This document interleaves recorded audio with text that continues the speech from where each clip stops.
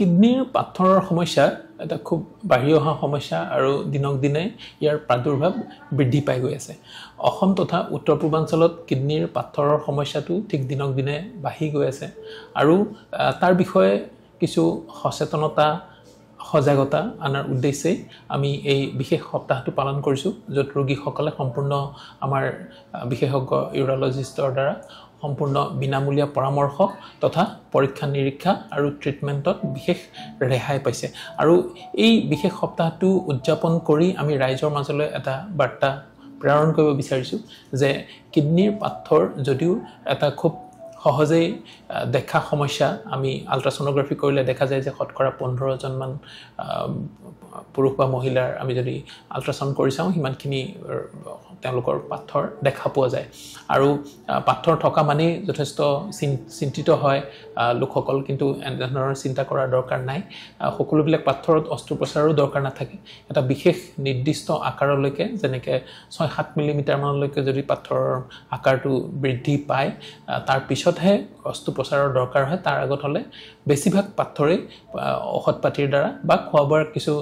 তাৰতম্য পানীৰ পৰিমাণ বৃদ্ধি কৰি আমি কনজাৰভেটিভ ট্ৰিটমেণ্ট যেটো কওঁ ঔষধ পাতিৰ দ্বাৰা আমি পাথৰটো উলিয়াই দিব পাৰোঁ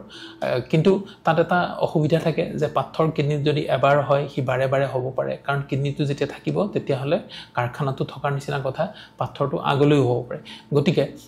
সেই ৰোগীজনে পৰৱৰ্তী সময়ত পাথৰৰ পৰা এৰাই চলিবৰ কাৰণে খোৱা বোৱাৰ কিছু নীতি নিয়ম মানি চলাটো দৰকাৰ যেটো এখন খাদ্য তালিকা থাকে আৰু সেই তালিকাখন আমি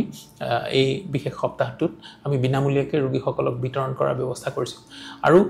এই পাথৰ হলে কি ধৰণে তাৰ ট্ৰিটমেণ্ট কি ধৰণে কৰা যায় এই সজাগতাটো নথকাৰ কাৰণে বহু ৰোগীয়ে হয়তো পাথৰৰ আকাৰটো বহুত ডাঙৰ হৈছে অথচ কৰবাত গৈ তেওঁ ঔষধ পাতিৰ দ্বাৰা চেষ্টা কৰি আছে আৰু শেষত গৈ দেখা গৈছে যে কিডনিটো সম্পূৰ্ণৰূপে বিকল হৈ গৈছে বা কিডনিত কেতিয়াবা পুজ হৈ গৈছে কিডনিৰ কাম কৰাৰ ক্ষমতা কমি গৈছে এনে ধৰণৰ অসুবিধাবিলাক দেখা যায় কেতিয়াবা দুটা কিডনিও বিকল হৈ যোৱা দেখা যায় পাথৰৰ কাৰণে আৰু যেটো এটা সাধাৰণ এটা ট্ৰিটমেণ্টৰ দ্বাৰা যি আমি সুফল পাব পাৰোঁ তাৰ দ্বাৰাই কিন্তু কেতিয়াবা গৈ কিডনি বিকল হোৱাৰ নিচিনা ঘটনা হ'বগৈ পাৰে গতিকে ৰোগীসকলে যাতে এনে ধৰণৰ অসুবিধাবিলাক থাকিলে চিকিৎসকৰ পৰামৰ্শ লয় আৰু ইউৰলজিষ্টৰ পৰামৰ্শ যেতিয়া দৰকাৰ হয় চিকিৎসকে আমাৰ যি জেনেৰেল চিকিৎসক থাকে তেওঁলোকে চাই পেলাই যেতিয়া দৰকাৰ হয় তেওঁলোকে ইউৰলজিষ্টৰ ওচৰলৈ ৰেফাৰ কৰে গতিকে তেনে ধৰণৰ এটা ট্ৰিটমেণ্ট সকলোৱে পোৱাটো আমাৰ কাম্য আৰু তাৰ কাৰণে আমি এই ধৰণৰ বিশেষ সজাগতা শিবিৰটো আমি অনুষ্ঠিত কৰিছোঁ আমাৰ কিডনি হস্পিটেলত হয় ডাক্তৰ নাথ মোৰ দ্বিতীয়টো প্ৰশ্ন আপোনালৈ যে আমাৰ অসম তথা উত্তৰ পূৰ্বাঞ্চলত কিডনিজনিত অসুবিধাৰ বা কিডনিজনিত ৰোগৰ বা ৰোগীৰ সংখ্যা বাঢ়ি গৈ আছে যে ইয়াৰ কাৰণ কি হ'ব পাৰে হয় এতিয়া আমি যেহেতু আমি পাথৰৰ বিষয়ে কথা পাতি আছো গতিকে আমি পাথৰৰ বিষয়ে কথা পাতো কিডনিৰ পাথৰৰ সমস্যা উত্তৰ পূৰ্বাঞ্চলত বাঢ়ি যোৱাৰ কেইটামান কাৰণ থাকে এটা হ'ল যে আমাৰ ইয়াত খুব বেছি গৰম হয় আৰু আৰ্দ্ৰতাৰ যি প্ৰভাৱ তাৰ কাৰণে আমাৰ ইয়াত খুব শৰীৰৰ পৰা ঘাম ওলায় গতিকে শৰীৰত এটা পানীৰ এটা নাটনি সব সময়তে দেখা যায় দুই নম্বৰতে আমাৰ যিকিখন ৰাজ্য পাৰ্বত্য ৰাজ্য যিকিখন আছে তাত পানী খাবলৈ কমকে পায় সাধাৰণ যিসকল নাগৰিক তেওঁলোকে হয়তো পানীৰ নাটনি কেতিয়াবা থাকে আৰু তাৰ কাৰণে পানী কমকে খাবলৈ পায় আকৌ উত্তৰ পূৰ্বাঞ্চলত আমাৰ প্ৰায় 90%তকৈ অধিক জনসাধাৰণে খুব আমিষ জাতীয় খাদ্য খায় আৰু হেতু এটা পাথৰ হোৱাৰ এটা কাৰণ হিচাপে চিহ্নিত মানে মাছ মাংস বেছিকৈ খোৱাটো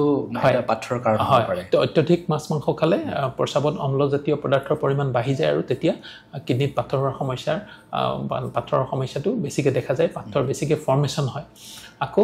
পানীৰ পৰিমাণ কমকৈ খোৱাৰ কাৰণে আৰু শৰীৰৰ পৰা পানীবিলাক ওলাই যোৱাৰ কাৰণে এই ধৰণৰ কাৰণবিলাকে দেখা যায় যে উত্তৰ পূৰ্বাঞ্চলত সি এটা পাথৰৰ সমস্যাটো এটা গুৰুতৰ সমস্যা হ'বলৈ গৈ আছে আৰু যথেষ্ট সংখ্যক ৰোগীয়ে এই সজাগতা সচেতনতাৰ অভাৱৰ কাৰণে যি ধৰণে ট্ৰিটমেণ্ট হ'ব লাগে বা যি ধৰণৰ ট্ৰিটমেণ্ট তেওঁলোকে পাব লাগে সেই ধৰণে পোৱা নাই কেতিয়াবা হয়তো যিবিলাক অসুবিধা খুব সাধাৰণভাৱে আমাৰ স্থানীয়ভাৱে ট্ৰিটমেণ্ট হ'ব পৰা ৰোগীসকল কেতিয়াবা অসমৰ বাহিৰলৈ গৈ যথেষ্ট পইচা পাতি খৰচ কৰি তেওঁলোক সৰ্বশান্ত হোৱাৰ উদাহৰণো থাকে গতিকে ৰোগীসকলৰ মাজত যাতে সজাগতা আহে সচেতনতা আহে এনে ধৰণৰ অসুবিধা হলে কলৈ যাব লাগে আৰু কাক লগ ধৰিব লাগে কি ধৰণৰ ট্ৰিটমেণ্টবিলাক আগবাঢ়ে আৰু আজিকালি যি খুব অত্যাধুনিক লেজাৰ পদ্ধতিৰ দ্বাৰা কটাকটি বা ৰক্তক্ষৰণ নকৰাকৈ বা শৰীৰত কোনো ধৰণৰ চিলাই নকৰাকৈ কোনো ধৰণৰ বিষ নোহোৱাকৈ পেইন নোহোৱাকৈ যি ট্ৰিটমেণ্টবিলাক উপলব্ধ হৈছে তাৰ বিষয়ে ৰোগীসকলে জনাটো দৰকাৰ গতিকে প্ৰথম অৱস্থাত যদি ধৰা পেলাব পাৰি ঔষধ পাতি বা নহ'লে লেজাৰ ট্ৰিটমেণ্টৰ দ্বাৰা এই ধৰণৰ পাথৰবিলাক নিৰ্মূল কৰাটো সম্ভৱ হয় গতিকে এগৰাকী ৰোগীয়ে কেনেকৈ গম পাব পাৰে যে তেওঁৰ কিডনিত পাথৰ হ'ব পাৰে বা কোনটো অংশত বিষ এটা হ'ব পাৰে বা লক্ষণ কেনেকুৱা হ'ব পাৰে হয় আমি দেখা পাওঁ যে 70-80% ৰোগীৰ যেতিয়া কিডনিত পাথৰ থাকে তেতিয়া অত্যধিক বিষ হয় ৰিনাল এংগুল বুলি কয় ঠিক কামিহাৰৰ তলত আৰু মেৰুদণ্ডৰ বাহিৰৰ ফালে ঠিক কামিহাৰৰ তলত গতিকে মেৰুদণ্ড আৰু কামিহাৰৰ যি জইন হোৱা এংগলটো সেই এংগলটোক আমি ৰিনাল এংগল বুলি কওঁ আৰু বিষটো প্ৰথমতে তাতেই হয় আৰু পিছত যেতিয়া পাথৰটো যদি কিবা কাৰণে তললৈ প্ৰস্ৰাৱৰ সোঁতৰ লগত নামি যায় আৰু যিটো মূত্ৰ পৰিবাহী নলী থাকে ইউৰেটাৰ বুলি কওঁ তাত গৈ লাগি ধৰাৰ সম্ভাৱনা থাকে কাৰণ সেই পৰিবাহী নলীটো 5 মিলিমিটাৰ মানহে থাকে গতিকে পাথৰটো যদি 7 মিলিমিটাৰতকৈ ওপৰ হয় তেতিয়া তাত লাগি ধৰে আৰু কিডনিটোত তেতিয়া পানী জমা হৈ ফুলিবলৈ আৰম্ভ কৰে যেটোক আমি হাইড্ৰনেফ্ৰচিছ বুলি কওঁ আমাৰ মেডিকেল টাৰ্মত আৰু তেতিয়া কিডনিটো যেতিয়া ফুলিব আৰম্ভ কৰে তেতিয়াই খুব প্ৰচণ্ড বিষ হয় বমি ভাৱ হয় আৰু তাত যদি কেতিয়াবা বেছি দিন দীঘলীয়াকৈ যদি ব্লক হৈ থাকে ইউৰিনটো তেতিয়া বন্ধ হৈ থকাৰ ফলত তাত যদি ইনফেকশ্যন হ'লে জ্বৰ আহিব পাৰে আৰু কেতিয়াবা পাথৰবিলাক যিহেতু খুব মিহি নাথাকে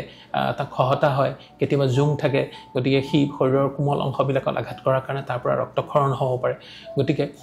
এই ধৰণৰ অসুবিধাবিলাক আৰু যদি কিডনি ৰাস্তাটো মূত্ৰ পৰিবাহী নলী যদি দুইফালেদি ব্লক কৰি দিয়ে তেতিয়া শৰীৰত ক্ৰিয়েটিনিনৰ পৰিমাণ বা ইউৰিয়া আদিৰ পৰিমাণ বাঢ়ি যাব পাৰে গতিকে কিডনি ফেইলিয়াৰৰ লক্ষণবিলাকো দেখা যায় কেতিয়াবা কিডনি সম্পূৰ্ণৰূপে বিকল হৈ যোৱা ৰোগীসকল ক্ৰনিক ৰিনাল ফেইলিয়াৰ বা একিউট ৰিনাল ফেইলিয়াৰ লৈও আমাৰ ওচৰলৈ আহে গতিকে দেখা যায় যে বিষ বা বমি ভাৱ হোৱা বা জ্বৰ বা ৰক্তক্ষৰণ বা কিডনি বিকল হোৱাৰ লক্ষণবিলাক এইবিলাকেই পাথৰৰ সচৰাচৰ দেখা পোৱা লক্ষণ আৰু তাৰ পিছত দেখা যায় যে কেতিয়াবা 10% মান কিডনিৰ পাথৰত ভোগা ৰোগীৰ কিন্তু কোনো ধৰণৰ লক্ষণ নাথাকে যেটোক আমি এচিম্পটমেটিক ষ্টন বুলি কওঁ আৰু সি সমানেই গুৰুতৰ কাৰণ সি ভিতৰি কেতিয়াবা হয়তো কিডনিটো একেবাৰে বিকল কৰি দিয়ালৈকে ৰোগীজনে কেতিয়াও গম নাপাবও পাৰে গতিকে এটা শৰীৰৰ পৰীক্ষা সাধাৰণ এটা আল্ট্ৰাছনোগ্ৰাফি পৰীক্ষা কৰাটো সেইকাৰণে অতি প্ৰয়োজনীয় যাতে ভিতৰে যদি কেতিয়াবা এচিম্পটমেটিক ষ্টন থাকি কিডনিটোৰ কাম কৰাৰ ক্ষমতাৰ ওপৰত প্ৰভাৱ পেলায় সেইটো আমি গম নোপোৱাকৈ হয়তো গুৰুতৰ অৱস্থা হ'ব পাৰে গতিকে এখন আল্ট্ৰাছনোগ্ৰাফি কৰিলে তাৰ বিষয়ে সবিশেষ জনা যায় হয় ডাক্তৰ নাথ আপোনাৰ পৰা গোটেই কথাখিনি মই থুলমূলভাৱে গম পালোঁ আৰু আপোনালোকে 14 জুলাইৰ পৰা 19 জুলাইলৈ যি কিডনি ষ্টন মুক্ত সপ্তাহ আপোনালোকে উদযাপন কৰি আছে গতিকে আমি আমাৰ ফালৰ পৰা আপোনালোকক শুভেচ্ছা আৰু শুভকামনা জ্ঞাপন কৰিছোঁ আৰু যিসকল দৰ্শকে অনুষ্ঠানটো চাই আছে আপোনালোকৰ জ্ঞাতাৰ্থে আমি জনাওঁ যে কিডনি হস্পিটেল IUKDত 14 জুলাইৰ পৰা 19 জুলাইলৈ কিডনি ষ্টন মুক্ত সপ্তাহ অৰ্থাৎ কিডনি ষ্টন উইক পালন কৰা হৈছে আপোনালোকৰ সুবিধাৰ কাৰণে আপোনালোকৰ স্বাস্থ্যৰ যতনৰ বাবে গতিকে আপোনালোকে এই সপ্তাহটোত আহক আৰু কিডনি হস্পিটেল গুৱাহাটীৰ সোণাপুৰস্থিত কিডনি হস্পিটেল IUKDৰ যি কিডনি ষ্টন মুক্ত সপ্তাহ সেই কিডনি ষ্টন মুক্ত সপ্তাহৰ সম্পূৰ্ণ বিনামূলীয়া পৰামৰ্শ আৰু চিকিৎসা পাতিত যি তেওঁলোকে বিশেষ ৰেহাই ব্যৱস্থা কৰিছে সেই গোটেই সুবিধাখিনি আপোনালোকে গ্ৰহণ কৰক ডাক্তৰ নাথ আপুনি অত্যন্ত ব্যস্ত তাৰ মাজতে আমাক সময় দিয়াৰ বাবে আপোনাক বহুত ধন্যবাদ আৰু কৃতজ্ঞতা জ্ঞাপন কৰিছোঁ হয় ধন্যবাদ